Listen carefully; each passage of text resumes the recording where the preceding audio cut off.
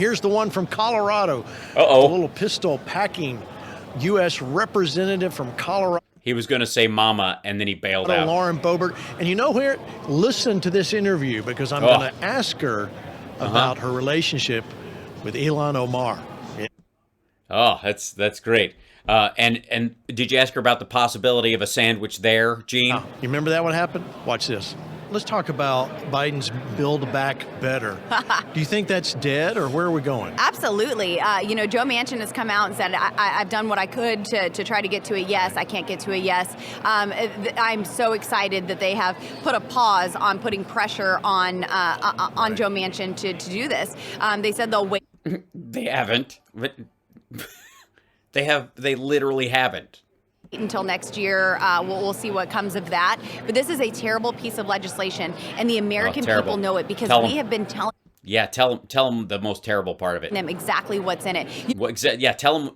Tell Gene exactly what's in it. I want to hear you tell him exactly what's in it. It's interesting. I actually was passing by Speaker Pelosi when Leader McCarthy was giving his almost 9-hour filibuster using his magic minute there on the floor. And I passed by her, and she was leaving the House chambers.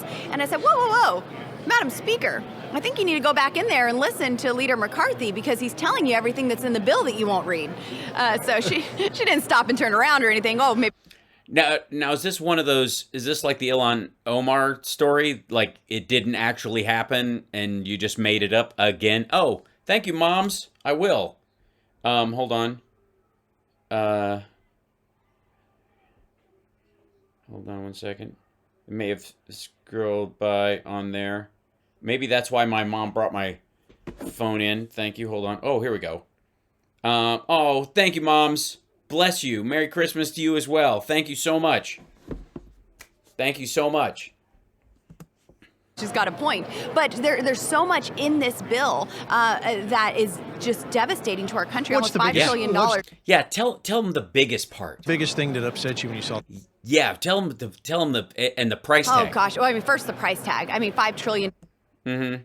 $5 trillion. It's a $1.7 trillion bill. Right? This is just monopoly money at this point. We just. Well, no. We have a $29 to $35 trillion economy, but China is dropping so far back into second place that it's going to take them 8 more years to overtake us if they ever are able to. Print money. We just create money. No, we don't. We don't print money. They don't print money for this kind of stuff. This is borrowed. Some of it's borrowed into existence. That's what you mean by prints. But this is a 10-year plan. In the filibuster in the Senate, so we could raise the debt ceiling. That for the money that Trump spent. It's not how regular finances work.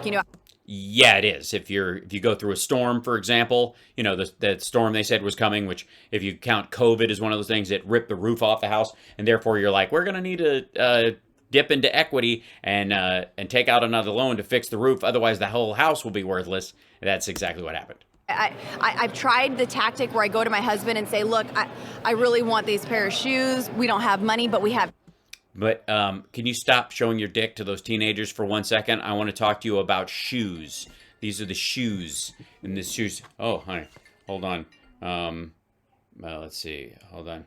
There we go. He's going to call us there. Checks, and he says that doesn't work. Right. So I don't know why it works in Congress. Yeah, maybe that.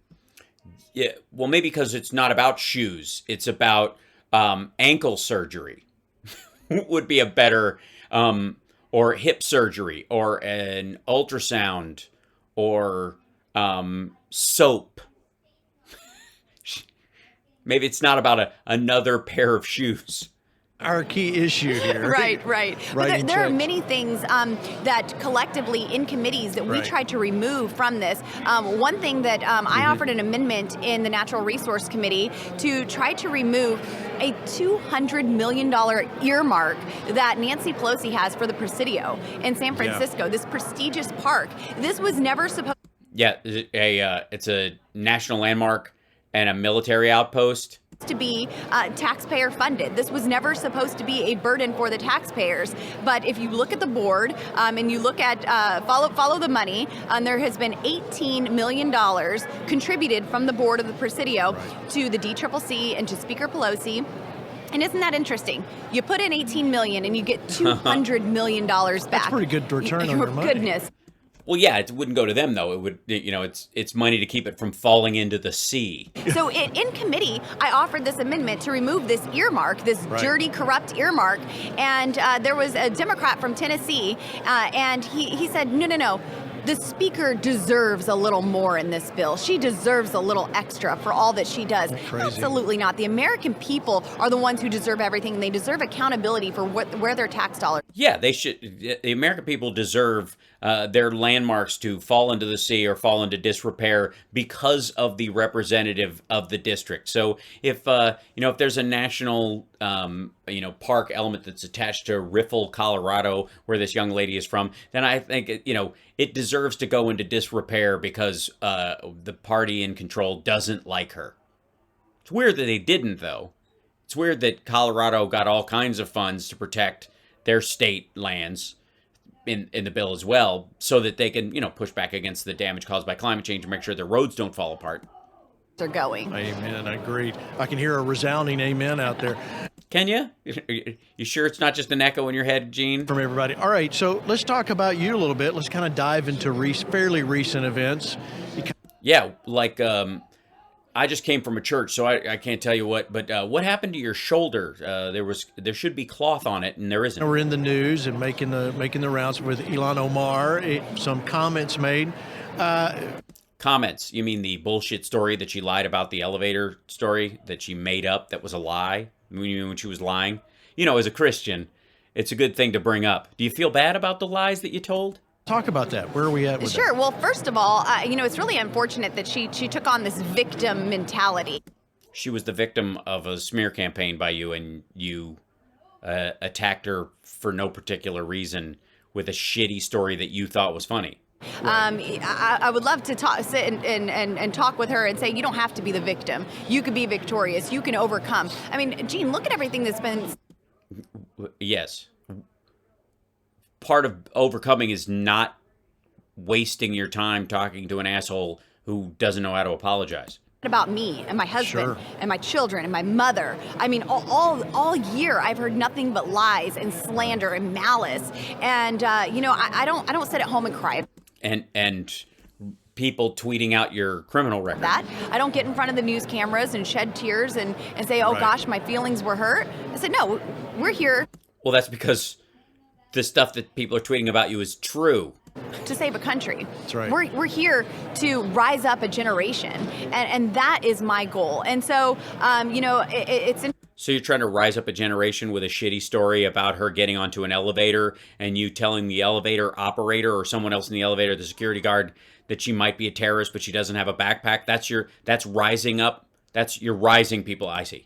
Interesting that you can marry your brother to commit immigration fraud to get into our country. You could say anti-Semitic comments on a regular basis. You could say anti-American comments, how much you hate America, this country that has brought you in, and then also have your anti-police rhetoric while saying that you have death threats, which are awful and something that most members of Congress get, if not all. But you look to these police officers for security, but then yet you want to defund them, you want to dismantle them, you want to disband them, and remove them from their place of authority where you need protection. What do you think? Kind of the final question: what should we do to wrap up this as we head into midterms 22? So again, what does that have to do? Any of her criticisms with it? What does that have to do at all with her making up a bullshit story about her in an elevator, calling her a terrorist, and then telling it again? And we've got a lot. Gene, ask her. Ask her. I mean, she's a lunatic, and you'll get the same answer. But work still. To do, and this is the message that we've been speaking to everybody watching and listening, that we've got a lot of work to do for the next 3 years, especially. Well, I mean, the country's going to be destroyed. I mean, if it's been destroyed as much as it's ever been, and we're at our lowest point, forget Pearl Harbor, forget the Great Depression, forget World War II, forget the White Plague of tuberculosis, forget the Spanish flu, forget AIDS, forget the Cold War. In 10 months, we went from awesome, and by awesome we meant 500,000 plus dead, and of course because they were undercounting, especially in big states like Florida, and you know, and in the last 10 months, Biden has destroyed the country worse than ever before with a stock market that's at 35,000 and the lowest unemployment rate since the 60s. The next 3 years with the midterms, then the presidential election. What would you say the American people, American conservative Christians out there, what should they be doing? What should they be? Yeah, what should they be doing? Marge says they should look up the number for the DOJ and call it themselves. Concentrating on. Oh, goodness. You need to be involved locally. And that's what we're starting to see with these school boards that are being overturned. Even in my district, I represent 29 counties, and we had many counties who flipped their school board. So we have conservative Christians serving in these positions who are going to actually put our children's education first. Now, for the next year especially, we're probably going to get a lot of the shiny objects in the media where Democrats want to deflect and detract. Yeah. Oh, you mean by shiny objects, she means infrastructure. And that's what this whole Ilhan Omar, Lauren Boebert controversy was. It was a distraction. No, you started that. People called you out on it. It was your distraction, not anyone else's. You can't set a fire and then go, look at all the noise they're making, stomping it out. They cannot talk about their policies. So we need to make... Well, no, we are talking about our policies. The infrastructure bill is a giant leap forward. The rescue package itself had more environmental protections in it compared, than even the final version so far of the BBB. Sure, we are strong on the policies that we want to implement, the directions that we want to go, and make sure that we have a foothold in every area. That's in your city council, in your county commissioner seats, your school. To do what? Boards, your state house, your Senate. All of these seats are so important.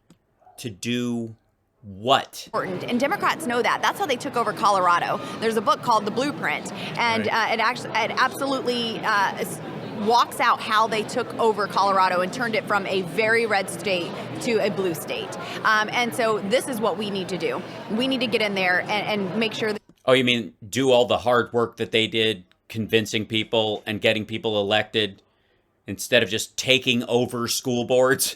We are attending these meetings. Remember that big thing where Democrats were just screaming and threatening school boards and they just took them over, and then that's how they turned Colorado blue? Me neither. And then, of course, pray for our nation. We need to return to God. Absolutely. God is preparing us for what he has prepared for us, so that when we...